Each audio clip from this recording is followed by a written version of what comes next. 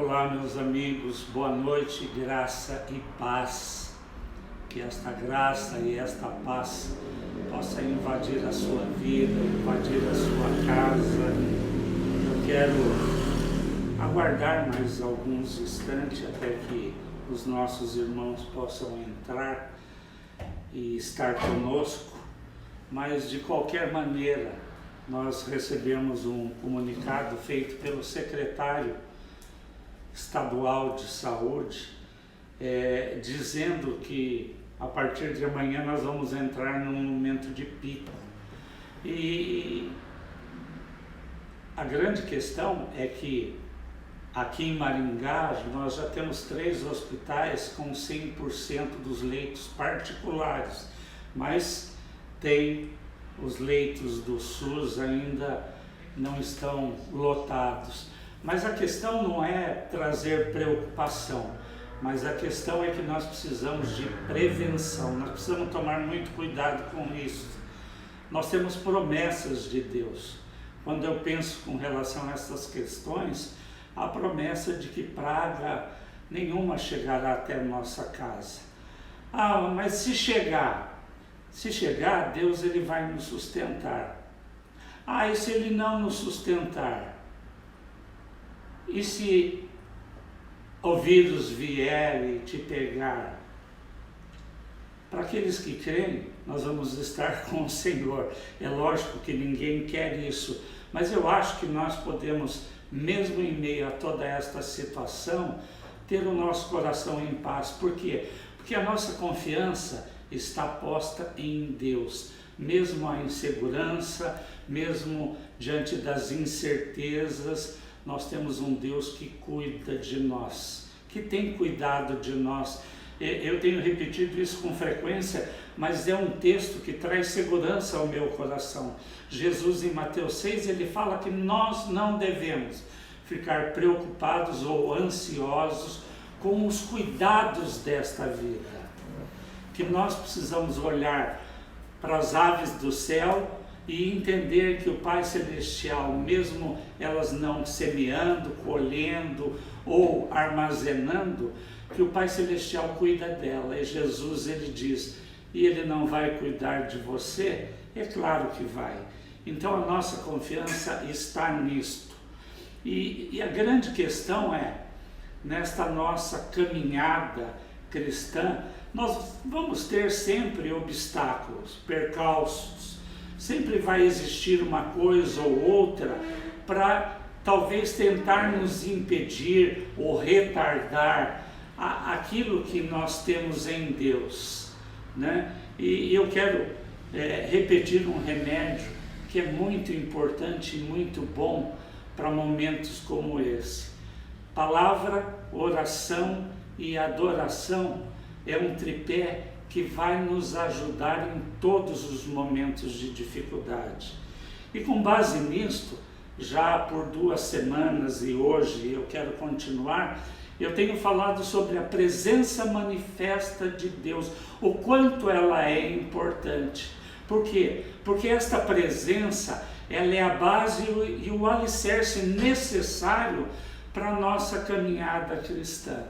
Então, domingo passado, eu falava sobre Moisés, e eu usei o exemplo de Moisés, quando Deus liberta o seu povo do cativeiro, de 400 anos de cativeiro no Egito, e ele comissiona Moisés para levar todo este povo à terra da promessa, para Canaã.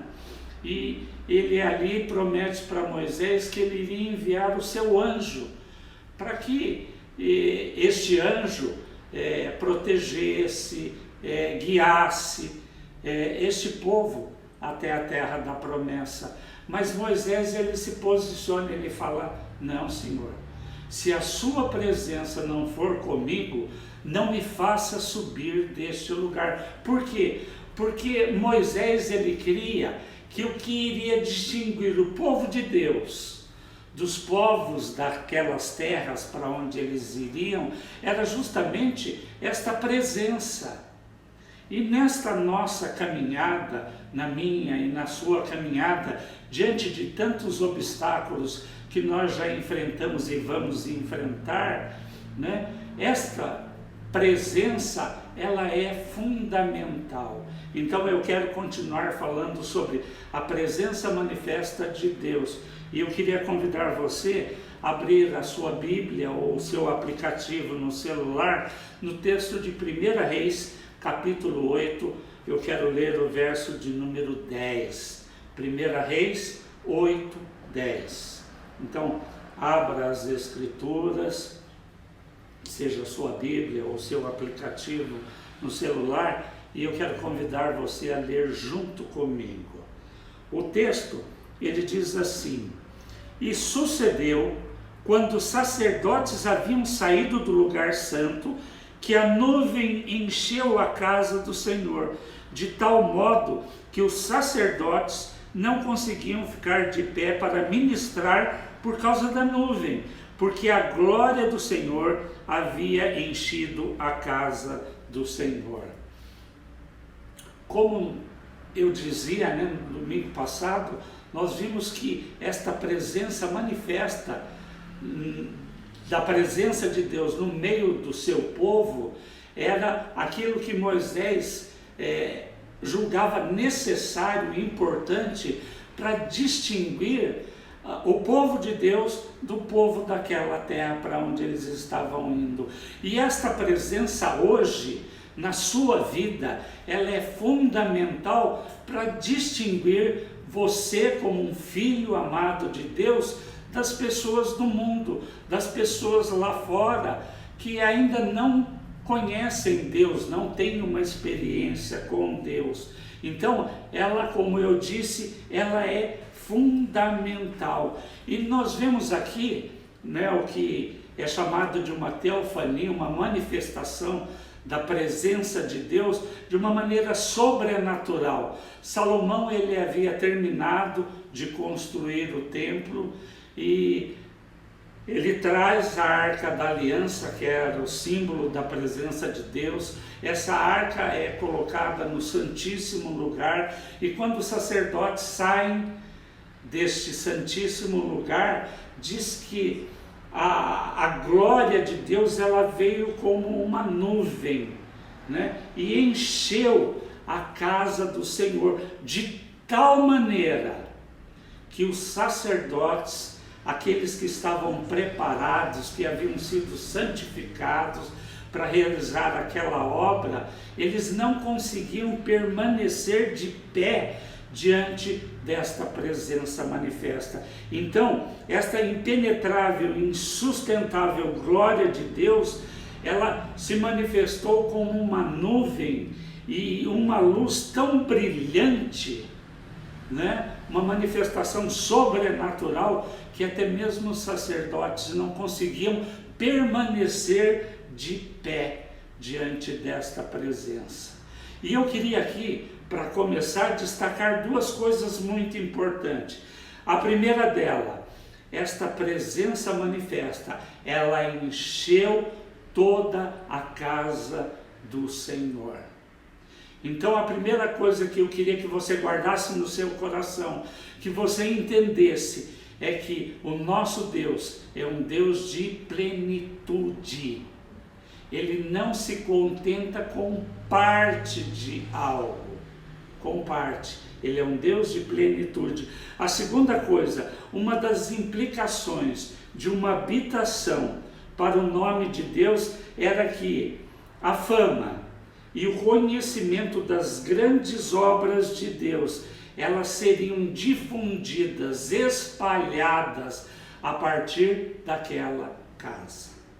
Então, nós vemos aqui no Velho Testamento uma manifestação sobrenatural da presença de Deus. E eu imagino, eu creio que se você parar para pensar, algo tremendo, mas o escritor aos Hebreus, ele diz que a velha aliança era apenas uma sombra da nova.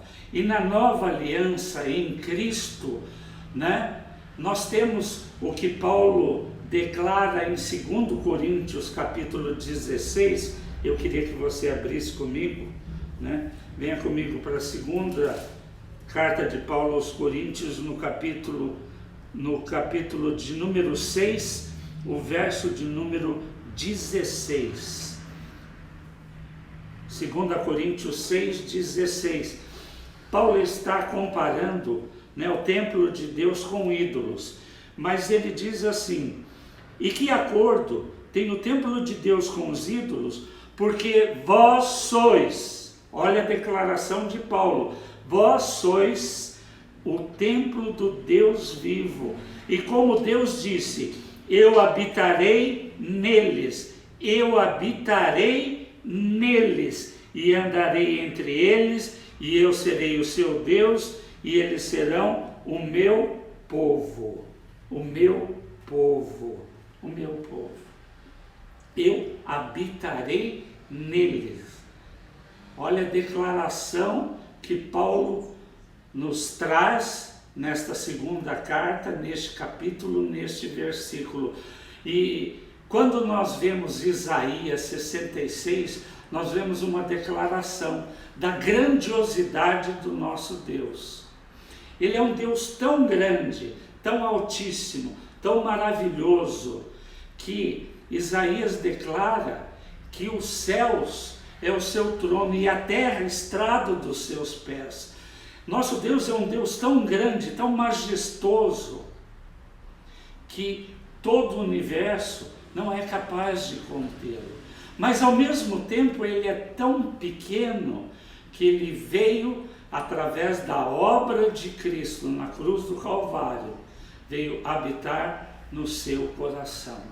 Então, é o que declara este texto. Esta presença, ela foi nos dada, ela veio como um presente, um dom de Deus, através da obra de Cristo naquela cruz. Agora, como conciliar estas duas realidades? Uma teofania, uma manifestação desta presença, né? Quando Salomão ele consagra o templo que ele havia construído, né? E Deus se manifesta de uma maneira sobrenatural na velha aliança. Por quê? Porque o templo que Salomão construiu era um templo de pedra, madeira e barro. Agora Paulo, ele está falando de algo superior, na nova aliança. Na nova aliança ele está dizendo, olha, agora, só que para Paulo, Cristo, ele veio habitar dentro do coração de cada um de nós. Ele veio habitar no seu coração. Então, nós podemos traçar até um paralelo entre duas realidades, uma manifestação na velha aliança, mas uma manifestação agora muito superior, com Deus vindo habitar dentro do coração de todo aquele que crê e recebe Jesus como Senhor e Salvador da sua vida. Todo aquele que nasceu de novo, todo aquele que creu em Jesus, na sua obra, né? Por quê? Porque Deus passou a habitar dentro do coração do homem.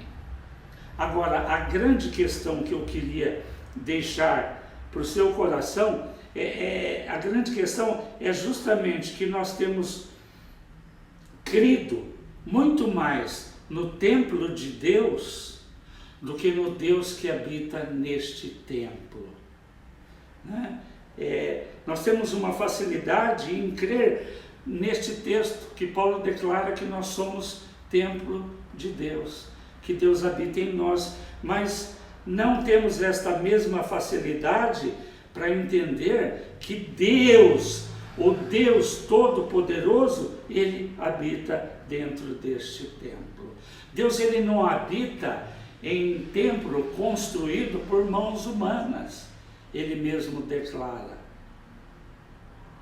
Então, quando nós nos reunimos em um salão, quando nós nos reunimos em uma casa, quando nós nos reunimos em uma chácara, numa praça, não importa onde seja, se você não levar esta presença com você no seu coração, você não vai encontrar Deus nesses lugares.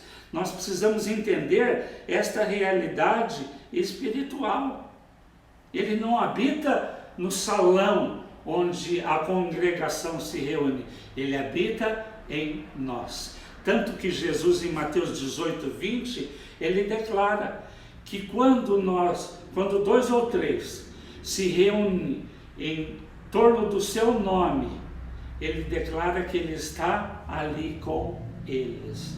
Então, nós precisamos entender esta realidade.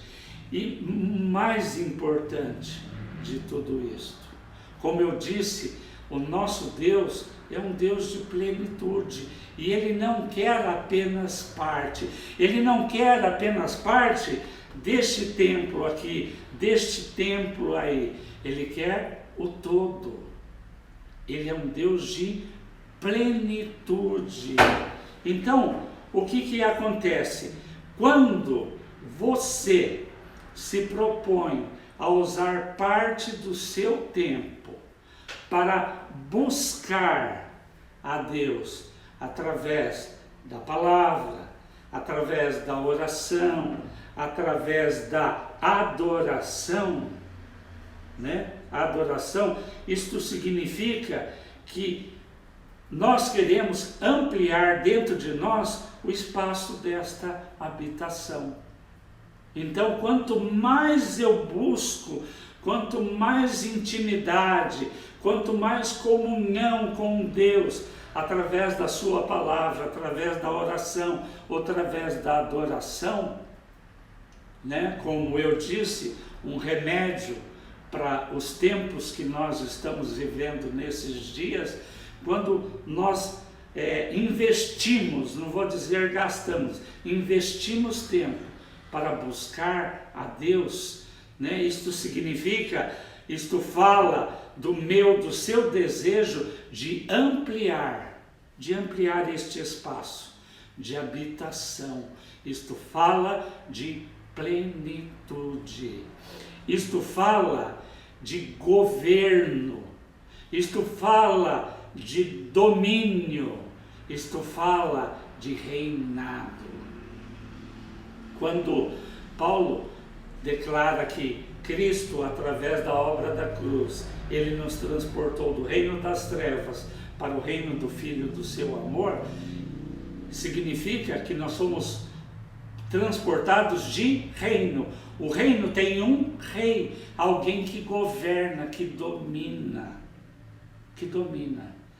Então, quando nós investimos tempo com palavra, oração e adoração, isto significa, isso demonstra o nosso desejo, o seu desejo de que esta área, né, que isto cresça. Isto fala de Deus, pelo Espírito Santo que habita dentro de cada um de nós, ele vai exercendo um governo, um domínio cada vez maior da nossa própria vida. Então, não podem haver áreas na sua vida que o Espírito Santo não governe. Né? Se a gente usar uma ilustração de uma casa, né? Quando uma visita vem, normalmente você a recebe na sala. Você não vai mostrar o seu quarto, né? Você a recebe na sala. Agora, alguém mais íntimo, você já leva para a cozinha, já come com você. Muitas vezes ele entra até no seu quarto, mesmo que ele esteja desarrumado. Agora, existem normalmente uma despensa, um quartinho, onde muitas vezes é o lugar da bagunça. Isso não pode existir na nossa vida. Não pode haver lugar, né, que Deus, pelo Espírito Santo, Ele não governe, Ele não domine, Ele não possa entrar. É como se você recebesse Deus na sua casa e falasse, ó, você pode entrar na sala, você pode ir na cozinha, na área, mas no meu quarto você não pode entrar. Deus, Ele quer plenitude. E eu entendo que o ápice da plenitude é a declaração de Paulo, na carta aos Gálatas, no capítulo 2, verso 19 e 20. Paulo fala, olha, agora não sou mais eu quem vive, mas é Cristo que vive em mim. Então, plenitude de Deus. Isto fica claro quando nós pegamos Atos, né? Os primeiros capítulos de Atos, que falam justamente da descida do Espírito Santo, quando ele foi dado, quando ele foi enviado, né? No capítulo 2, verso 4, diz que eles estavam todos reunidos no mesmo lugar, cerca de 150 pessoas, e o Espírito veio, desceu, né? O texto diz que veio como um vento impetuoso, como línguas de fogo, uma manifestação sobrenatural desta presença divina. O Espírito Santo é Deus, a terceira pessoa da Trindade. Ele é Deus, e ele veio, e o texto é muito claro, e todos foram cheios do Espírito Santo. Então, cheios, uma manifestação sobrenatural da nova aliança, Deus nos concedendo o dom do Espírito Santo, um batismo com o Espírito Santo, o Espírito Santo vindo não só como um selo, como uma garantia, mas vindo como uma plenitude, uma capacitação, perdão, e ali, uma manifestação sobrenatural desta presença. Então, é o que nós temos, é o que nós recebemos. E João, no seu Evangelho, no capítulo 3, verso 34, ele declara, Deus não dá o Espírito Santo por medida. Quer dizer, com restrição, um pouco para um, mais para o outro, não. É plenitude, a promessa, e todos foram cheios. Então ele vem de uma maneira plena, completa. Assim como esta presença manifesta, sobrenatural no templo, encheu toda aquela casa, ele vem também sobre as nossas vidas e nos enche. E o que Deus tem para você é uma promessa de plenitude. Deus quer ser pleno na sua vida.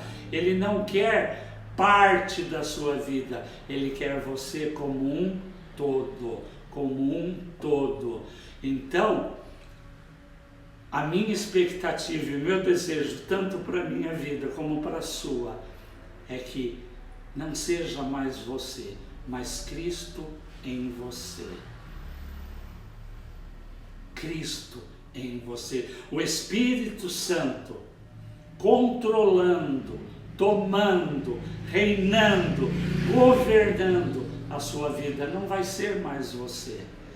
Esta é a vida plena que João declara, João 10:10, Jesus dizendo, eu vim para que você tenha vida e vida plena, plenitude de vida, Deus vindo habitar em nós, na sua vida.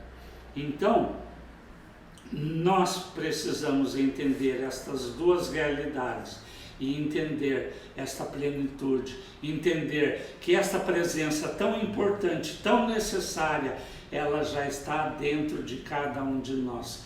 Cabe a nós aumentar esta área, aumentar este governo, aumentar este domínio. E isso acontece quando nós buscamos Deus de todo o nosso coração, de todo o nosso coração, através da palavra, da oração e da adoração, um tripé fundamental, alicerces para uma caminhada cristã coerente, com toda a provisão e toda a suficiência, porque Deus, o Espírito Santo que habita em você, Ele é a fonte de toda a provisão e de toda a suficiência. Aí eu pergunto para você, o que te falta? O que tem te faltado? Qual é a sua maior necessidade? Qual tem sido a sua maior dor? Nós precisamos entender esta realidade espiritual, porque muitas vezes uma vida religiosa nos leva a um estilo de vida de falta, de escassez. Quando eu tiver isto, quando acontecer aquilo, aí então, não é isto que as Escrituras nos mostram. Elas nos mostram e nos falam de uma salvação poderosa que nos alcançou através da obra de Cristo, e ela nos fala do dom do Espírito Santo que nos foi dado, desta plenitude de vida, de virtude. Então, uma vida plena e abundante, é isto que Deus tem para cada um de nós. A parte que nos cabe é buscar, é nos encher cada vez mais desta presença, cada vez mais, ser cheio, deixai-vos encher, Paulo fala na carta aos Efésios, deixai-vos encher desta presença, né? Então, o que te falta? O salmista Davi, no Salmo 23, ele declara: o Senhor é o meu pastor e ele não me faltará. Grande parte das versões falam: e nada me faltará. Mas o original, o Senhor é o meu pastor e ele não me faltará. Se ele é fonte de toda a provisão e de toda a suficiência, o que vai te faltar? O que tem te faltado? O mesmo salmista, no Salmo 34, verso de número 9, ele diz: nada falta para aqueles que o temem. Paulo, em Romanos, no capítulo 8, verso 32, ele diz que aquele mesmo que não poupou o seu próprio filho, antes o entregou por todos nós, como ele não nos dará juntamente com ele todas as coisas? Mesmo Paulo, em Filipenses 4, verso 19, Paulo ele declara uma promessa de Deus para a sua vida: e o meu Deus, segundo a sua riqueza em glória, suprirá cada uma das suas necessidades. E o meu Deus, segundo a sua riqueza em glória, suprirá todas as suas necessidades. Promessa de Deus. Outra promessa, segunda carta de Paulo aos Coríntios, capítulo 9, verso 8. Ele diz assim: Deus é poderoso para fazer abundar sobre você toda a sua graça, para que, tendo em todo tempo, para que, tendo sempre, não é de vez em quando, não é eventualmente, é sempre, toda suficiência, em todas as coisas, vocês superabundeis em toda boa obra. Mais promessa, Efésios capítulo 1, verso de número 3. Bendito Deus e Pai de nosso Senhor Jesus Cristo, o Deus da glória, que já nos abençoou com toda sorte de bênçãos espirituais nas regiões celestiais em Cristo. Regiões celestiais, esta o mesmo Paulo, nesta carta aos Efésios, ele diz: nós estamos assentados juntamente com eles. Isso significa que nós temos acesso a toda sorte de bênçãos e benefícios que Deus já nos concedeu em Cristo. Nele. Ele é o centro de toda esta obra, de todas estas bênçãos, de todos estes benefícios que são seus por direito. Então, eu quis trazer esta ilustração justamente imaginando essa manifestação sobrenatural de Deus, né? Esta doxa no grego, a manifestação desta presença da glória de Deus ali, numa nuvem e numa luz tão brilhante, né, que as pessoas não conseguiam ficar de pé. Mas na nova aliança estabelecida por Cristo, através da sua obra na cruz, esta presença manifesta de Deus, ela veio habitar na sua vida. Então, creia nesta promessa de Deus que já se cumpriu e comece a viver nesta dimensão espiritual. Deus habita dentro de você. Não existe nada, Paulo declara, que possa nos separar do amor de Deus manifestado nas nossas vidas através de Cristo.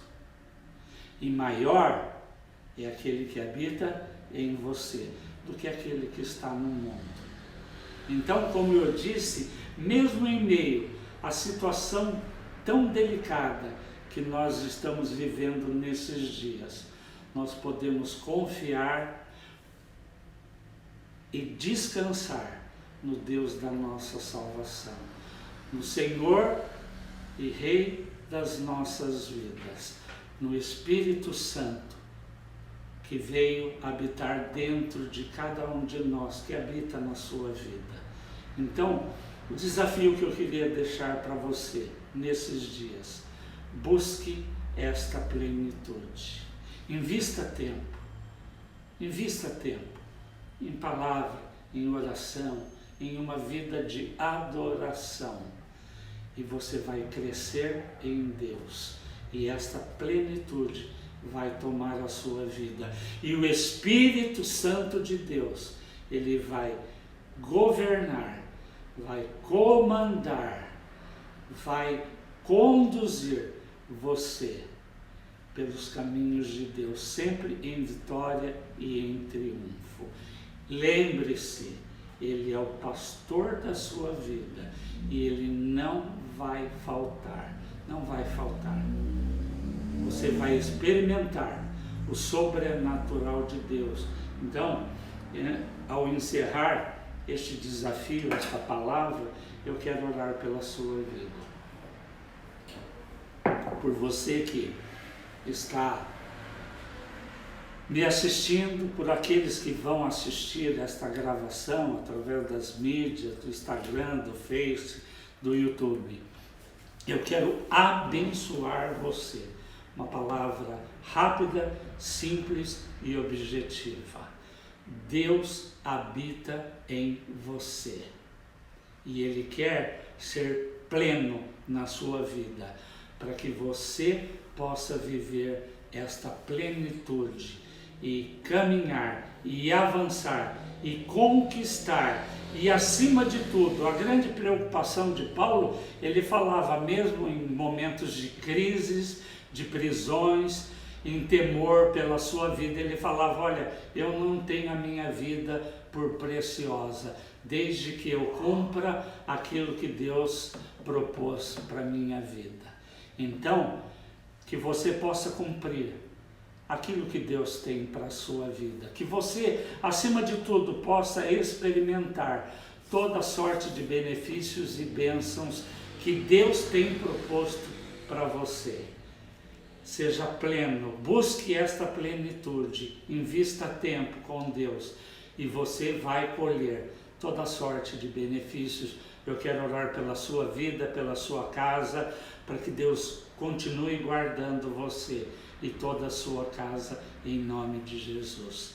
Pai, eu oro pela vida daqueles que estão me assistindo, me ouvindo nesta noite. Eu oro também pela vida daqueles que vão assistir ainda a gravação desta ministração, para que o Espírito Santo, o Espírito de graça, de vida, de moderação, de virtude, para que o Espírito Santo de Deus conduza cada uma dessas vidas a esta plenitude proposta por Deus. Que eles possam entender, Senhor, que muito mais do que ser templo, Deus habita dentro de cada um deles. Deus habita na sua vida, na sua vida. Ele é o Todo-Poderoso, Ele é a fonte, Ele é a fonte, Ele é a fonte. Aquilo que você tem buscado, aquilo que você precisa, ou aquilo que você tem tanto pedido e clamado, vá buscar nesta presença que está em você, que está em você. Deus habita em você. Que você entenda e possa viver nesta dimensão espiritual. Senhor, abençoa esta vida, abençoa esta família, abençoa esta casa, Senhor. Abençoe e prospera o trabalho das mãos de cada um dos nossos irmãos. Que Deus te abençoe e te guarde, te livre e te proteja, em nome de Jesus. E até o nosso próximo encontro, em nome de Jesus. Amém. Não esqueça de curtir, não esqueça de compartilhar esta live com pessoas que você conhece. Quantos podem estar precisando de uma palavra de ânimo, de estímulo? Quantos precisam conhecer Jesus como Senhor e Salvador? E você pode ser este instrumento. Então faça isto, nos ajude a levar esta palavra a centenas, quem sabe, milhares de vidas. Em nome de Jesus, Deus te abençoe e até o nosso próximo encontro. Amém.